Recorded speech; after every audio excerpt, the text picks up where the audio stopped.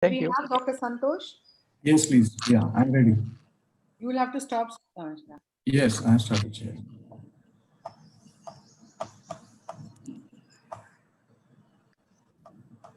Okay, am I audible?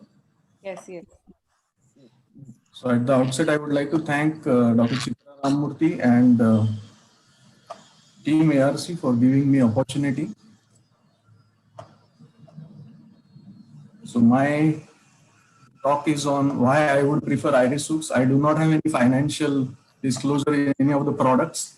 In day-to-day practice, we come across small pupil and dense cataract, and we all know that there are different causes, and commonest being old patient with diabetes and pseudo-exfoliation and floppy iris.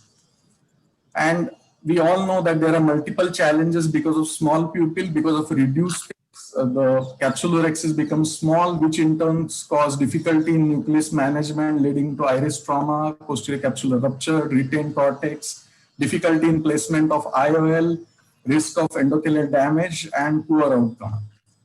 So we have to actually plan the strategy for managing small pupil. We have to use proper mydriatics. Choice of viscoelastic has to be proper. And we can always use Phenocane Plus, which is a very good medicine which we can use intracamerally. And there are different pupillary expansion devices which we can use. We all know that there are multiple devices. And Dr. V.C. Mehta has shown excellent surgeries, but he has also shown certain complications which take place while using a Malusian ring. So choice of device basically depends on the critical diameter of the pupil, the experience of the surgeon, intraoperative situation, and different properties of the iris. So actually, while using iris hooks, we have to take a posterior incision. It's only 0.9 millimeter, and the direction has to be towards the lens. It should not be parallel to the iris so that there is no tenting of the iris. We do achieve sufficient dilatation of the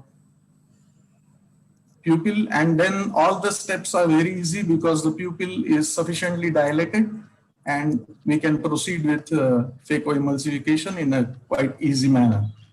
Here is the next case where there are dense posterior synechia, and we have to usually stain anterior capsule before. We have to remove pupillary membrane. That is a very important step. And then use of iris hooks is very easy. You can adequately dilate. You can in fact titrate the dilatation of the pupil. And then all the case is extremely easy. And removal of iris hooks is also extremely easy as compared to the Malusian ring or any other pupillary expansion devices.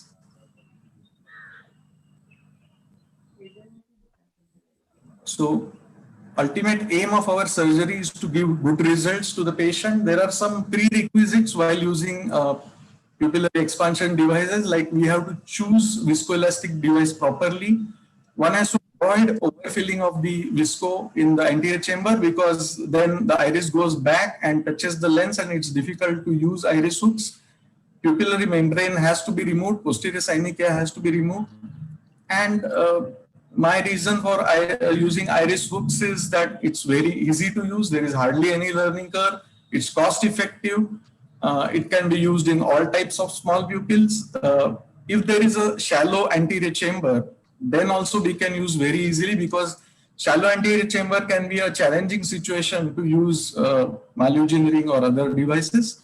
And another important thing is it does not interfere during intraocular manipulations.